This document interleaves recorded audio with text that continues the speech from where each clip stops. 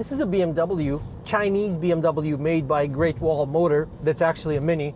It sounds like it's breaking up, like it's coming from another dimension. This material that Mini used for the steering wheel is okay. It's a bit noisy when it rubs against your skin.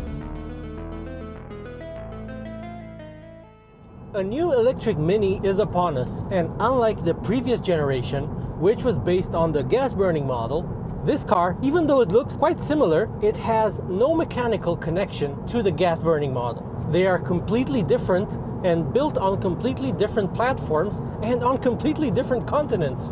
The new car's code name is J01, and it's actually built in China as part of a BMW Great Wall Motor joint venture.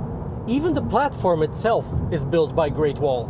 It is built as per BMW's instructions and up to BMW's specifications, but this car isn't related to any other BMW or Mini product. The only other model that this is related to is the Mini Aceman, whose code name is J05, and it's also built in China through the same joint venture.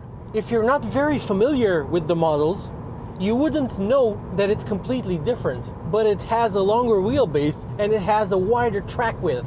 Mini is going to phase out the gas-burning F56 model, and it's going to be replaced with an updated version, which interestingly will have much of this car's interior, but underneath the new F66 will be very similar to the F56. That car will continue to be built in Oxford in the United Kingdom. Mini will not be exporting this new electric variant to the United States because of prohibitively high import tariffs, which are currently at 25%, and they may go up to 100%, so that rules out this model ever reaching US shores if it continues to be built in China. Mini has said that it plans to start UK production of the J01 in 2025 or 2026, and it could export the UK-made electric Mini to the US. Being a fan of Minis myself, I was a bit wary of the fact that this car was made in China. I'm not trying to knock Chinese cars because they have gotten so much better in recent years. Building cars up to the Mini and BMW standard for the European market is a tall order, but I was really impressed by the build quality of this car. It is very, very solid in here, and a very unique and futuristic interior.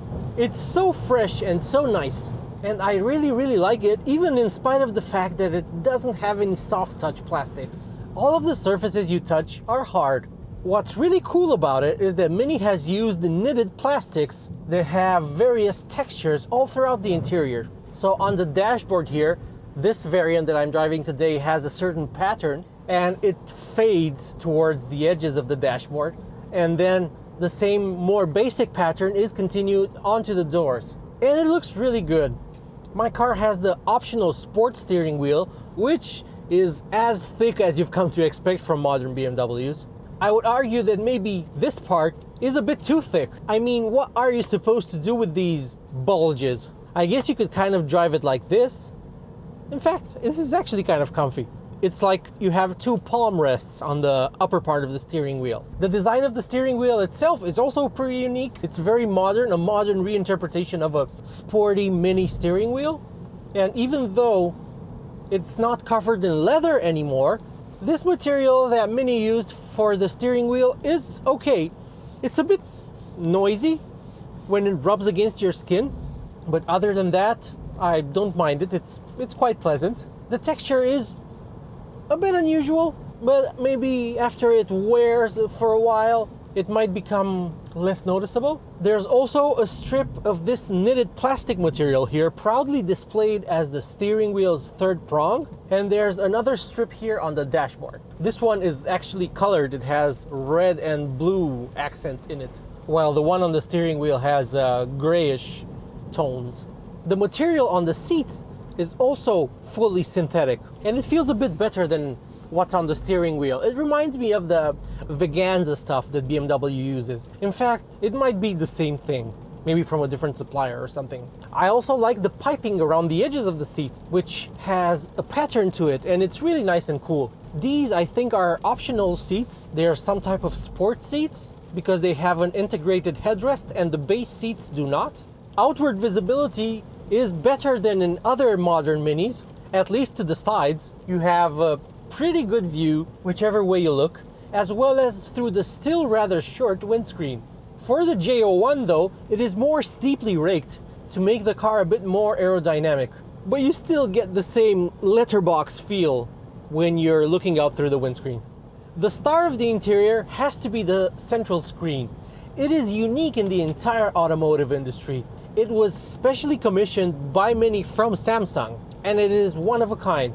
It is an OLED screen, so the blacks are really black and the contrasts are really strong, and it's easy to read the information even at a glance. The graphics are remarkable, and in terms of design, it's brilliant. All modern Minis have had some kind of reinterpretation of the analog dial they used to get in the classic model. And that's where Mini used to put the infotainment screen for the navigation and whatnot. But it was always a rectangular screen in a circular bezel, and it always looked a bit weird. But now, with this fantastic circular screen, Mini has finally done it, and it's brilliant. One thing I can't understand though is that even though this car is a bespoke EV, built on a bespoke EV platform, space inside seems pretty much identical. And by that I mean that behind a 6-footer like myself, there is no room to sit. I tried sitting behind myself, but the front seat squishes my legs. Sure, I may have the seat quite far back for my driving position, but that's how I had it in the old car, and I don't see an improvement. The same goes for the trunk, which has the same 210-liter capacity as the old car. You do get a bit more capacity when you fold down the rear seats. I think it's 800 liters in the new car versus 700-ish liters in the older one. So it is ever so slightly more practical, but the difference is negligible. One way Mini could have addressed the practicality woes of such a small car would have been to give it a frunk, but I popped the hood and it's just a mess of aircon ducting and some cables, and the motor is somewhere under there as well. A few months back I took part in a roundtable discussion with a BMW engineer who explained that in the case of the i5 for instance, they didn't give it a frunk even though there's plenty of wasted space under the hood since the i5 doesn't have an engine under there. But the reasoning behind it is that the hood itself is too big and nobody would be bothered to open it in such a big car. And I guess even though I didn't really agree with the point, I kind of understood where he was coming from. I mean, it was a valid argument. However, in this Mini, with such a short hood, I think they could have gone to the trouble of giving it a frunk. I'm not sure how much buyers are into this, but the fact that it has wasted space bothers me, because it's a rather good and accomplished car otherwise. The manufacturer has kept the tradition of having toggle switches in the car, but there's fewer of them in this new electric Mini. One is used to control the transmission, which is this one closest to the driver, and the other one is used to control the experiences, or the driving modes, if you will. The way you start the car is by turning this fake key, which says power and stop on it. You can turn it whichever way you want for either stopping or starting the car. You don't have to turn it like a traditional key. I actually find that kind of cute, and I do not mind it. Speaking of the screen, it has to be said that while it does have Android Auto and Apple CarPlay, at least for Apple CarPlay, which is what I've tested, when you enable it, it is displayed in this small square inside of the big circle, which kind of reminds me of the rectangular screen in the circular bezel that I was talking about in older Minis. It looks really bad, and I haven't really been using it as a result. In most new cars, no matter how good their infotainment is, I just switch it to CarPlay and don't think about it. But in this, I much prefer the Mini map, or the BMW map, which is displayed on the entirety of the screen, and it looks brilliant. When you're in town, the buildings are 3D, and landmarks are actually 3D modeled, and they're not just blocks. And it's not just major landmarks, it's minor landmarks that only locals would know. I noticed a few in my neighborhood, for instance. I recognized some of the buildings that I'm familiar with, and somebody who doesn't live there wouldn't know them. And it also shows you traffic information. So yeah, it's great. The only slight criticism I would have for the screen is the fact that whenever you climb aboard the car, you have to select one of the profiles. Otherwise, your phone won't connect and some of the settings you've adjusted won't be enabled. Whenever you enter the car and you start it and you haven't selected a profile, the air conditioning automatically turns on, which you may want, but I sometimes don't. I prefer it to be off and then I choose if I want it on. It seems to be a bit laggy when going through the profiles and you tap it and you don't get like a confirmation sound or an animation telling you that you've selected one of the profiles, even though you have, and it just takes a few seconds to load. And when it does load, if you had aircon off before you exited the vehicle the last time, it will be off. I also didn't find any way to turn off the traction control in this car, which I think you can. I'm pretty sure you can. This is a BMW, Chinese BMW made by Great Wall Motor. That's actually a Mini, but it's still a BMW, right? I have complained in the past that I'm not a fan of head-up displays that have a separate screen that rises out of the dashboard. The J01, even though it's a ridiculously futuristic looking car inside, it still has a flippy-uppy head-up display.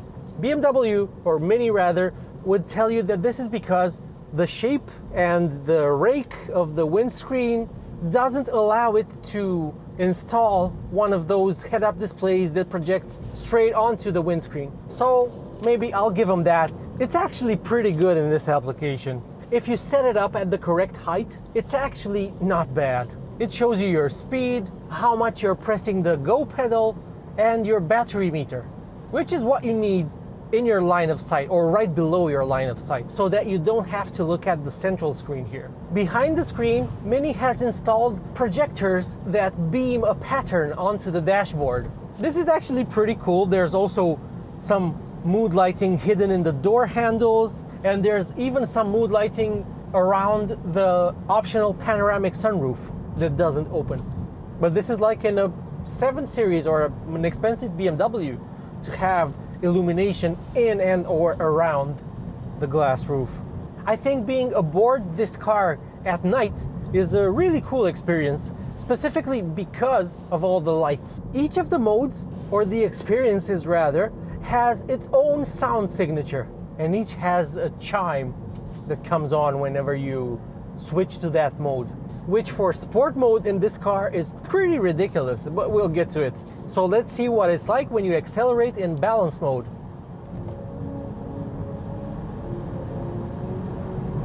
Quite balanced. Let's move up to personal mode. Bloop, bloop, bloop.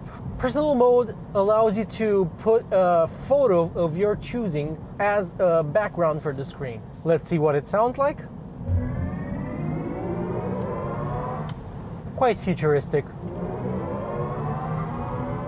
I'm not sure if Hans Zimmer is behind the acceleration sounds in the new Mini, but they do sound pretty similar to what you get in a BMW, unsurprisingly. Moving up to timeless mode, which visually is my favorite, which gives you a very traditional looking dial on the round screen, and it just works, although at night it seems to be a bit bright, a bit too bright. Let's see what it sounds like.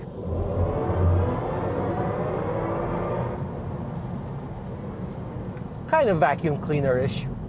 Not my favorite of the modes. Moving up to Vivid, yeah, this brings up YouTube Music, which I presume tells you that this is the mode designed for entertainment. I'm not sure what exactly it does differently. I'm just gonna accelerate and see what it sounds like. Ah, this has no sound. So this is what the car sounds like when you turn off the Mini acceleration sounds, which you can from one of the menus buried somewhere inside another menu. Moving up to green. Ooh, what a green sound it makes. It has a hummingbird flapping its wings in the middle of the screen, and then some kind of big cat when you floor it, and it tells you how much bonus range you've gained. And this also doesn't have an acceleration sound. With everything off, with no acceleration sound, I can't help but notice how quiet and refined the cabin is. It's really, really impressive. It feels like it has double glazing, but it doesn't. It feels good. This is a car that feels good. Nothing about this experience screams made in China. Move one up and you get core mode, which again brings up YouTube music. I think this is similar to one of the other modes. Was it not the same as maybe personal mode? Yeah, it's the same as personal mode. So core is the same as personal. Okay. And finally, we have go-kart mode, which when selected is accompanied by a woohoo sound.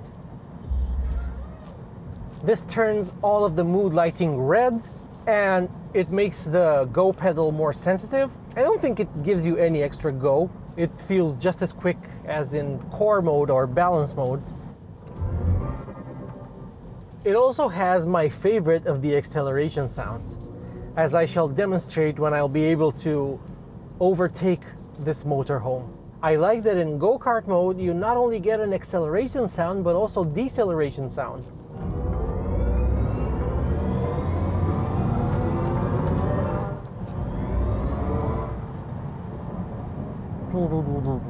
But I think you only hear it at lower speeds. I was doing over 100 kilometers per hour there and I couldn't really hear it.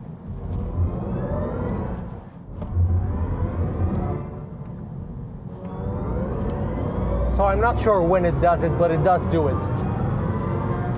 This car is quite quick, but to be fair, it doesn't really feel quicker than the outgoing F56 based electric Mini.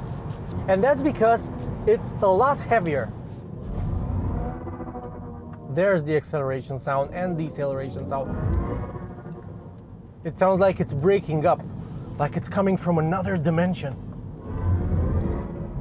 The base model has as much power as the outgoing model. So it has 184 PS and 290 Newton meters of torque, which is enough to send this car, which in that spec weighs 1.6 tons, to 100 kilometers per hour in 7.3 seconds and onto a top speed of 160 kilometers per hour, or about 99 miles per hour. It has a gross battery capacity of just over 40 kilowatt hours with a usable capacity of 36.6 kilowatt hours. That gives it a WLTP range of just over 300 kilometers, which is probably closer to maybe 220, 230 if you're driving it normally. So that's the Mini Cooper E. My tester is the Mini Cooper SE, which has a 218 PS motor with 330 Newton meters, which sends this slightly heavier SE to 100 kilometers per hour in 6.9 seconds and onto 170 kilometers per hour.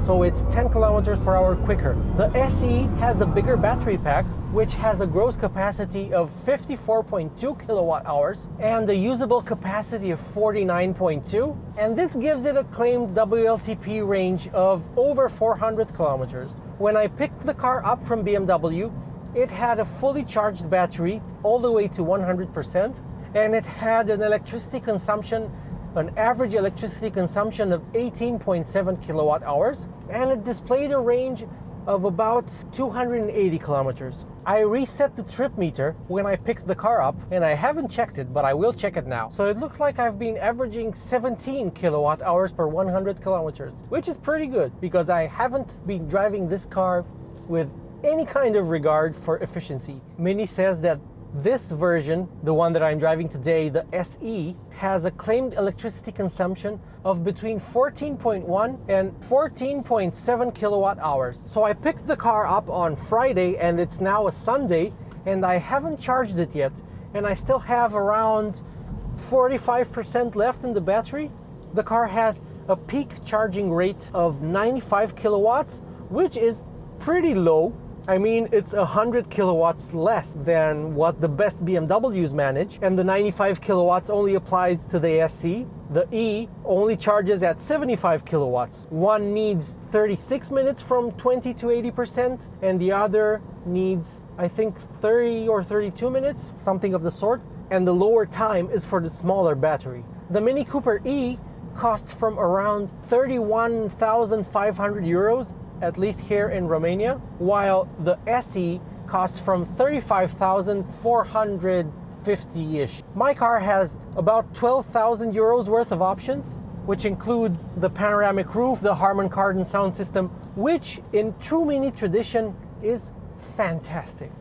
So even if it costs 47,000 euros, I don't hate this car. It's about, I think, almost 8,000 more or more than that, more expensive than an equivalent gas burning Mini. So it is an expensive car. I mean, you could get a Tesla Model 3 for this kind of money, which is a lot more car. It's a lot bigger and quicker, and you just get more for your money. I can't understand why BMW made this car so expensive. I mean, it is made in China, which seems to be where all the cheap but good EVs are coming from these days. But even with the high price tag, I like this car. It's as fun as you would expect a Mini to be, even though it's a bit bigger and heavier than any three-door Mini before it. And I think it's a design icon. I really like the look of this car. I prefer the look of the electric J01 to the F66. They appear to look identical, but if you park one next to the other, you will notice that this car is a bit bigger. The ICE version also has plastic cladding around the wheel wells, although it's body colored, so you don't really notice it. And this car, the electric version, has very few design details. It's just very monolithic in its look. If you look at it from the side, there's only one crease on the door. And if you look at it from the front, there are no vents in the bumper and no fog lights. It's just clean and smooth and nice. There's still the traditional Mini grille outline, although there's no grille because there's no point to having one. And I like how the sensors for the cruise control are integrated. You don't really notice them until you look a bit closer. I don't like the way the front-facing camera is integrated. It kind of sticks out, but I don't think they could have put it anywhere else. So hey, it is what it is. The car does have a pretty good surround view system, which you can only activate below 35 kilometers per hour. So I'm gonna slow down for a bit. And you do get the nice top-down perspective thing, which is really helpful when you're maneuvering in tight spaces. And speaking of maneuvering in tight spaces, this car has a great turning circle radius. It's really maneuverable at low speeds, maybe even more so than the gas-burning Mini. If you want a bit more of a hot hatch look to the car, you can get the JCW pack, which changes the front and rear bumpers and also adds a more aggressive spoiler on top of the hatch in the back. And Mini will also release a dedicated electric JCW variant, which won't have a rear motor, even though the idea of a small electric Mini with four-wheel drive would have been pretty cool. But it's gonna have more power, probably around 250 horsepower, and it's going to be the quickest one you will be able to buy.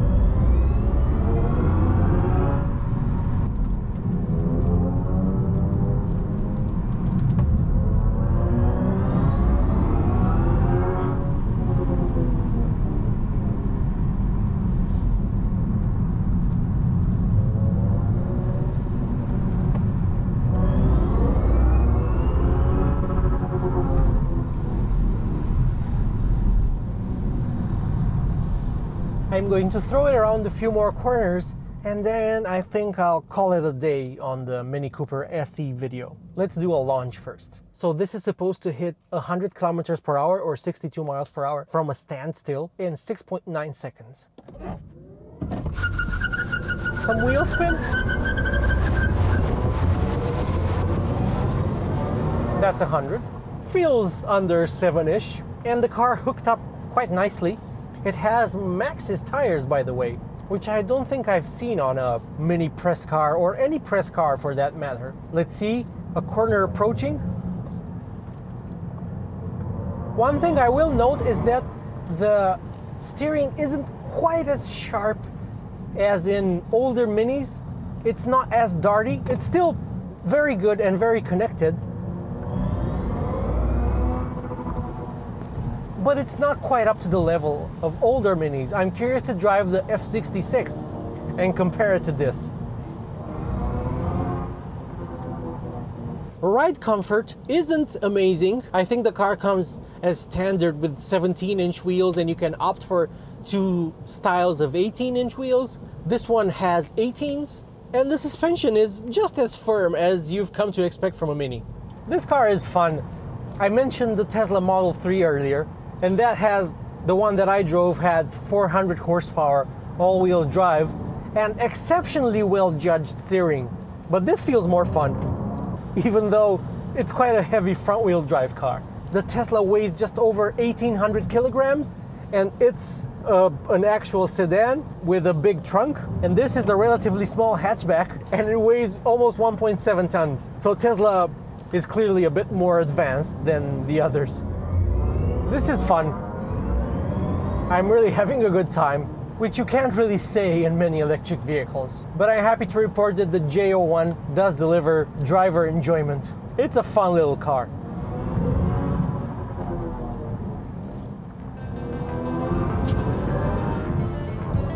Yep, you can have some fun in this.